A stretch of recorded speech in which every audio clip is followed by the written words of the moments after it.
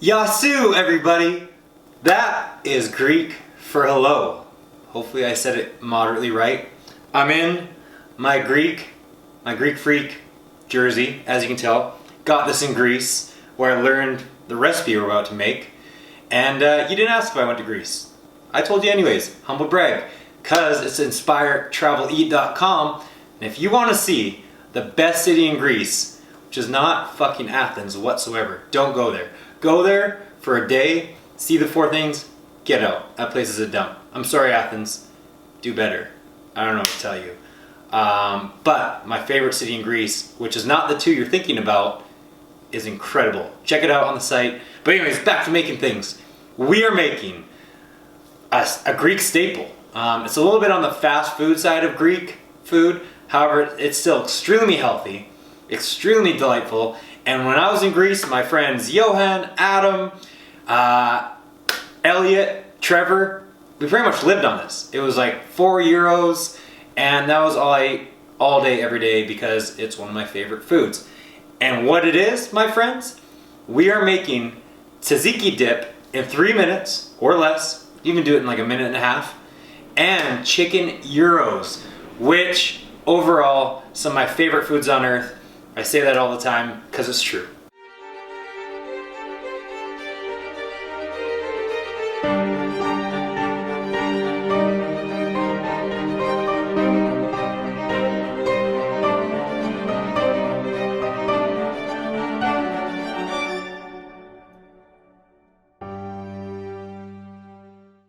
Tzatziki Dip sounds hard, should be hard, easiest thing on earth. It's so healthy as well. It's just with non-fat Greek yogurt, garlic, cucumber, dill, lemon juice, a little bit of red wine vinegar if you want. All natural, healthy, incredible things. I don't know if red wine vinegar is natural, but I think it's healthy. It's just got very good nutrients and antioxidants.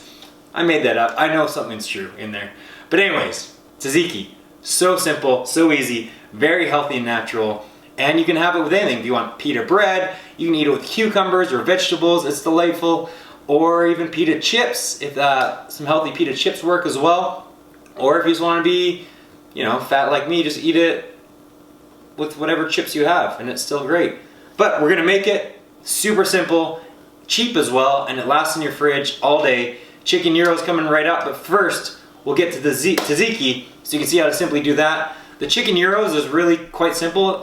If you just look on the website, there's a Greek marinade or Mediterranean marinade, however you'd like, for the chicken.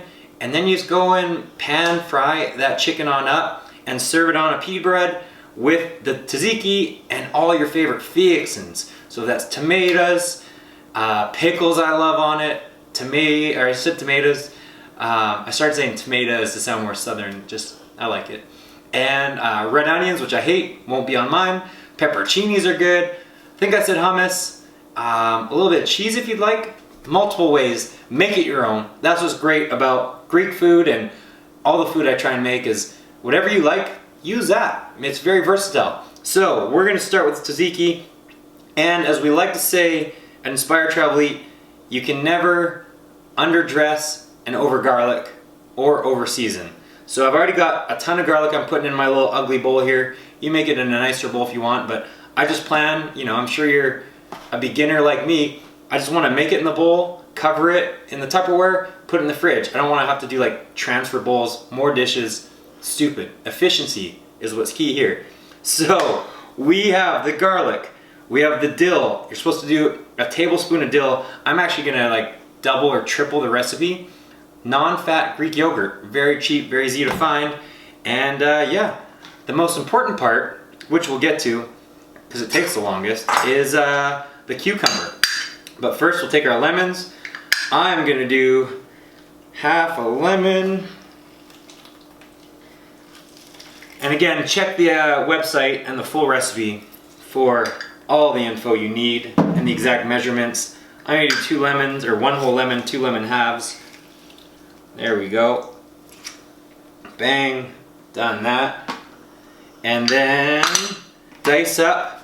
You know what, we'll put in the Greek yogurt, non-fat Greek yogurt, whatever you'd like. see the exact full measurements on the site. I've just made this a billion times because I love it, so I know exactly how much I'm making and how much I need. There we are. Bang.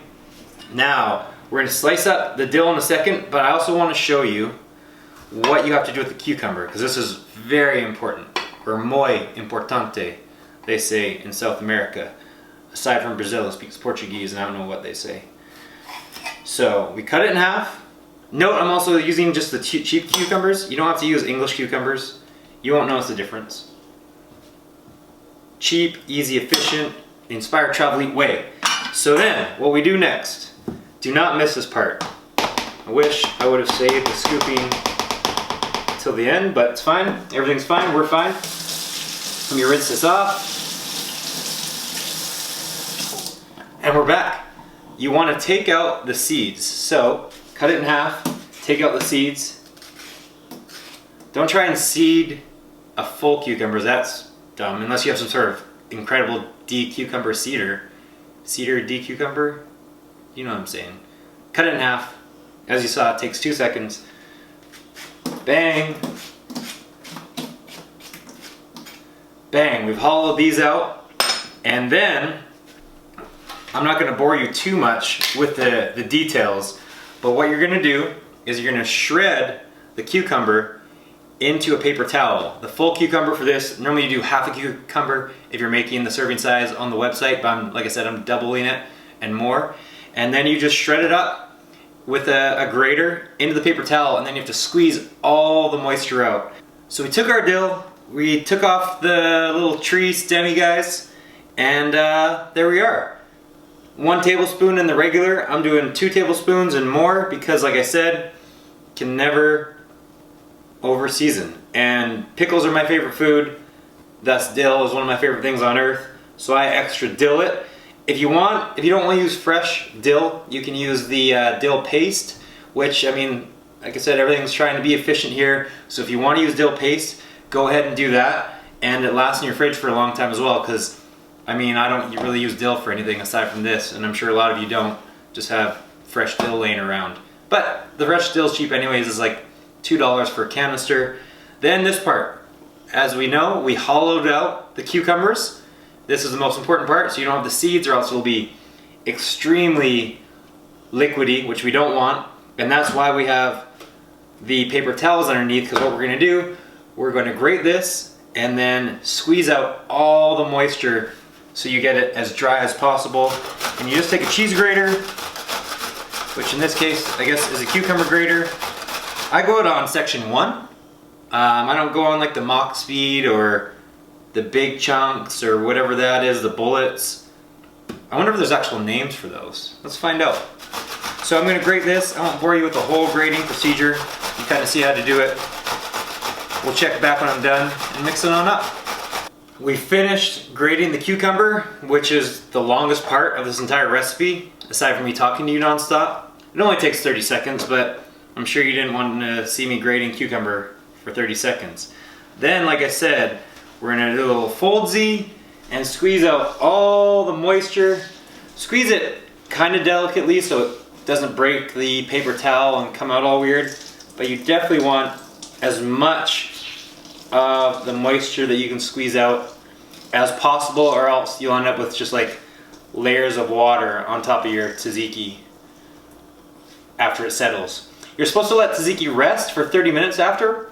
I don't know who created that idea. I eat it right away. I've never died or gotten COVID, so I think you're fine to just eat it right away. But if you want to let it rest for 30 minutes in the fridge, that's what some people advise to do.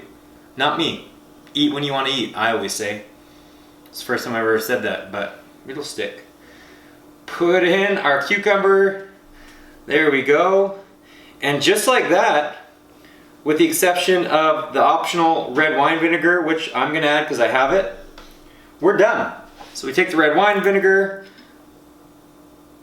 put it in there. I'll probably put a little bit more.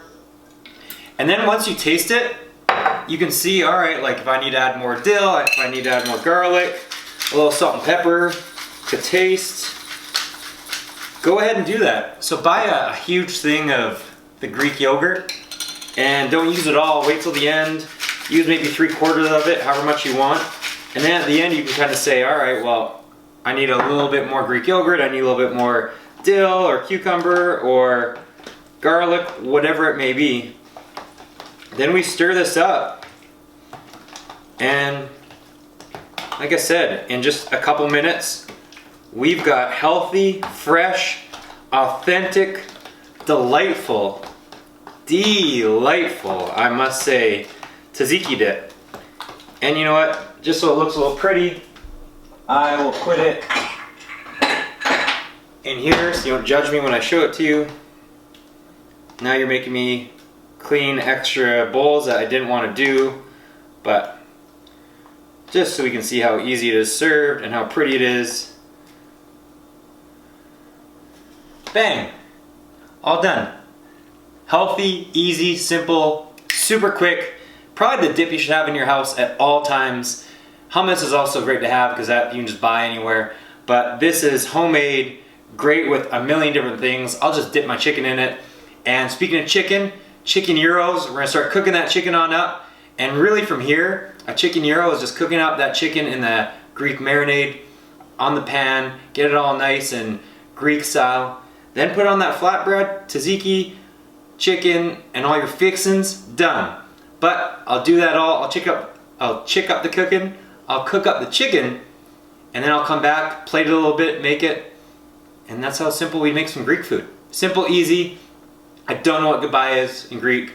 We're not gonna say that anyways, I guess, because we'll do the adding of the fixins and everything else of the gyros. All right, talk to you in a bit. I don't know why I said talk to you in a bit. Like I'm just gonna fast forward it and I'll be right back. I'm still learning. I almost forgot, before we put the chicken gyros on there, cut up that chicken into little kind of cute, I don't know, like nugget pieces, because that'll make it easy to kind of put in there before you cook. Also, it'll coat it all and everything you're cooking beforehand. So you should always salt brine your chicken, which check out how to salt brine the chicken on the recipe. Basically a ton of salt in room temperature water into the fridge and extra salt. Or you should be doing that Mediterranean marinade I talked about, which is great. And before you do the marinade, cut up your chicken. I also cut up my chicken a little bit beforehand to kind of get the extra fatty pieces off, which maybe if you're rich, you don't have to do that because you're at Whole Foods and they've got it trimmed perfectly. I need to trim my chicken, as most of us do. We're gonna take that, put it on the pan. You can either pan sear it on a black pan, gosh darn it, you know what I'm talking about, a skillet. On a skillet, or else it's on a typical pan. Really, I've done both and it's not a huge change in difference, so whatever you've got, make it work and it'll still be terrific. And there we are. Gonna put this on the chicken, cook it up, put this on the stove, cook it up. We'll be right back and we'll be done. All right, our chicken is all done, perfectly brown, marinated in goodness. And like I said, always try and marinate your chicken or at least brine it. It'll make it 10 times better. And, or, you know, if you want to cook it, however you want to cook it. I'm not Castro. Do whatever you'd like. You can put it in the oven, but marinating, brining the chicken always tastes way better, brings out the juices. And now this is next. Let's dress this bad boy up. You take all your favorite fixins. I'm gonna take my favorite fixins, a little bit of hummus, and I get liberal with my hummus. Share it around. It's called hummus, not hum you, so you know, use as much as you like. Bring the whole party down. Then we've got tomatoes. I'm gonna sprinkle some tomatoes in there, some diced tomatoes. You can cut them however you'd like. My favorite food on earth, pickles. I'm gonna toss some pickles on there. Then we've got lettuce. Put in some lettuce. I like banana peppers.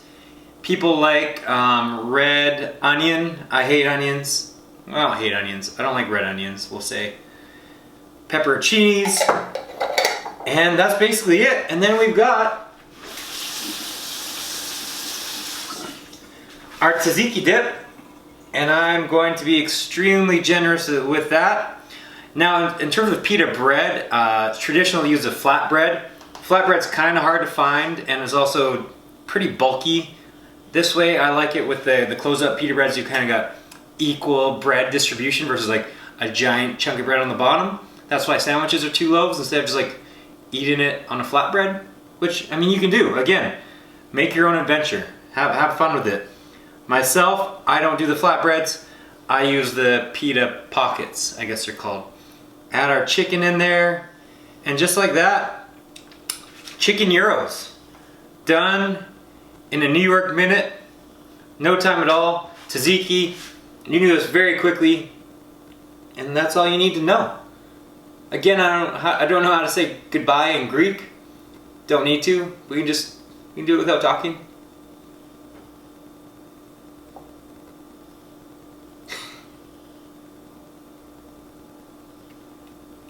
Oh, we'll do the Damian Lillard. Can you tell I don't have much underarm hair? That's weird. Alright, well, we're out of here. Bye. Shoot, we can't be done. Gotta bite into this bad boy. Again, one of my favorite foods on earth. Taking a bite, and we are out of here. As Damian Lillard would say, check you later.